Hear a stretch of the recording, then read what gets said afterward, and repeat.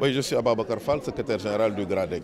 Alors, un atelier pareil pour partager votre vision par rapport à une participation inclusive des populations, avec l'accent mis aujourd'hui sur les femmes. Qu'est-ce qui motive cet atelier aujourd'hui? Voilà, cet atelier aujourd'hui a été initié par le consortium COSC, ONG 3D et GRADEC pour discuter donc avec les femmes. Comme on l'a dit, c'est un atelier d'échange et de consultation autour des réformes électorales. Vous savez que le gouvernement a annoncé l'imminence de concertation en vue donc de discuter sur les réformes en tout cas appropriées par rapport à notre cadre juridique.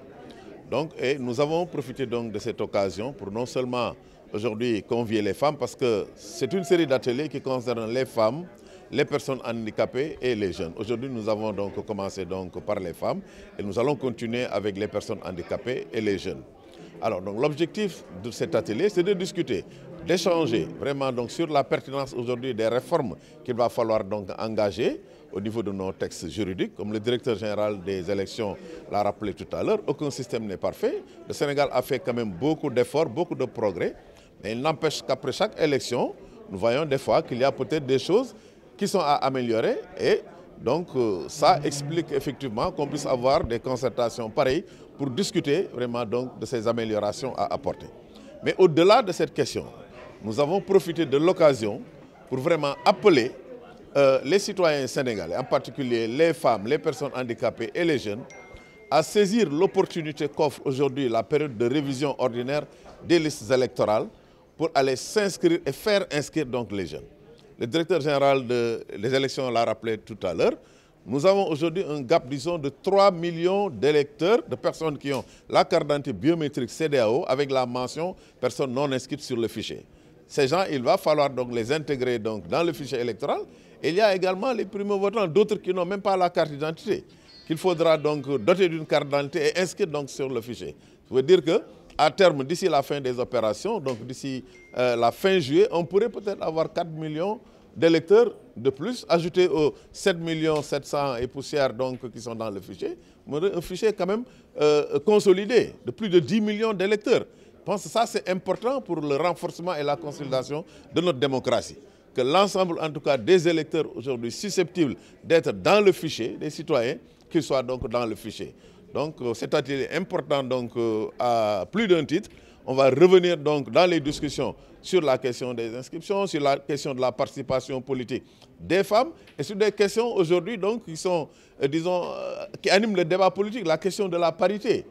Je crois qu'on a fait beaucoup même des pas importants, mais n'empêche qu'encore il y a peut-être des personnes qui ne sont pas satisfaites. Maintenant, au cours de l'atelier, les femmes vont discuter peut-être de la parité pour voir maintenant les problèmes peut-être d'applicabilité que cela pose. Le directeur général des élections a parlé tout à l'heure de volonté politique parce qu'au niveau du cadre, légal et législatif, je pense qu'il n'y a plus aucun doute. Ce qui a été fait a été fait. Maintenant, je pense qu'il appartiendra aux femmes de discuter pour voir quels sont les obstacles aujourd'hui qui empêchent une participation vraiment équitable ou effective des femmes.